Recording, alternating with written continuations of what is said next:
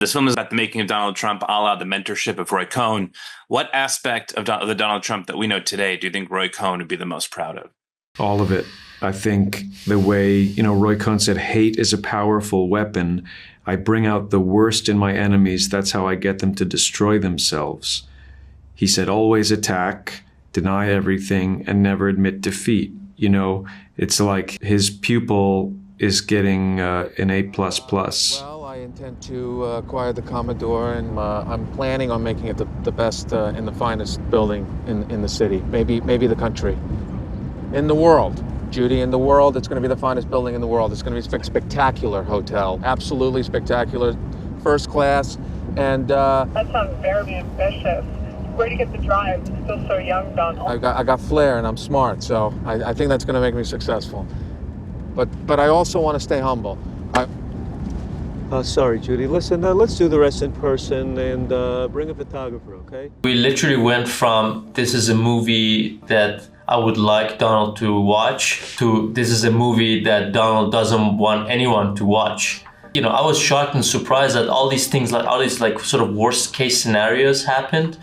And, we ended up being in a situation that we had to raise more funds to pay our legal fees to be able to, secure distribution deals to do our, PR. We also felt like, okay, this is a good test of faith out there for us, and interest, and enthusiasm.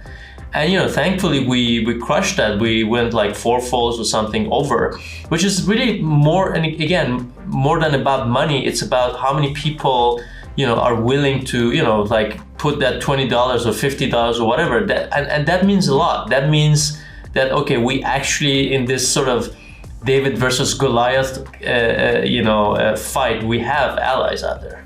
Oh, totally. And Maria, have you received any backlash or come under any heat for, in the lead up to this film coming out? I mean, I only hope people are excited to go and watch the film and see this woman back in the 70s, 80s, and see and be impressed, get to know a little bit more that women have been daring to do certain things, daring to say certain things, daring to explore certain scenarios.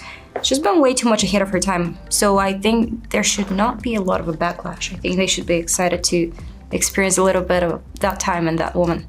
Go find someone else. I'm not a trophy wife. You're going to ruin your life if you don't marry me.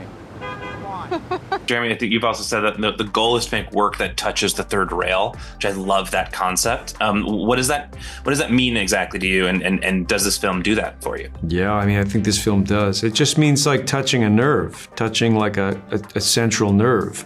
So that there's also a component of that which is a little bit difficult or dangerous. It's the opposite of doing work that is safe in this age of like laundry folding content. I think for me it was always about the humanity that seemed to be at stake here, and to the extent that it appeared to be sacrificed at the altar for an idea, and how far we're willing to go in pursuit of the win, or the American dream. And to me, the arc was somebody literally solidifying into stone and losing themselves and denying reality. I personally think like the world is on fire, and it's not time. There's a place for entertainment, but I think storytelling has a really vital role in helping us understand where we are in the world and how we got here. We do live in a place that has like historical amnesia, and we don't look at the past enough. And if we want to understand who Trump is or how we got to this sort of political hellscape that we're in, we need to look no further than like the mid-1970s and the relationship between Donald Trump and Roy Cohn. And that's why we made this film.